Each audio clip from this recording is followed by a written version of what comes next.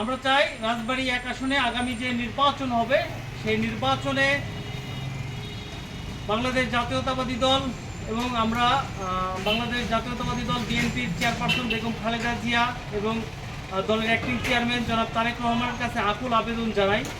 যে মানুষটা রাজবাড়ী জেলা বিএনপি দীর্ঘ 17 বছরটি ধরে রেখেছেন নিজের সন্তানের মতো, সকল সহযোগী সংগঠনকে শক্তিশালী করেছেন, অ্যাডভোকেট আসলাম মিয়া যেন চূড়ান্তভাবে এই দলের মনোনীত হন সেই প্রত্যাশা করি। এবং তার লিফলেট আমি আমার ব্যক্তিগতভাবে আমি চাইও যে আসলাম ভাই এমপি হোক, সেজন্য আমি তার প্রচারণার জন্য একজন শ্রমিক বান্ধব নেতা, তাকে সবাই চেনেন হাজি বাবু হিসাবে, আমার শ্রদ্ধেয় বড় ভাই। আমি দেখেছি যে একজন শ্রমিক বিপদে পড়লে তিনি যদি ঘুমিয়েও থাকেন তিনি না ঘুমিয়ে তখনই চলে যান, রাত হোক বা দিন। আমি দেখেছি যে একজন মানুষ সুদূর ওই জায়গাটার নাম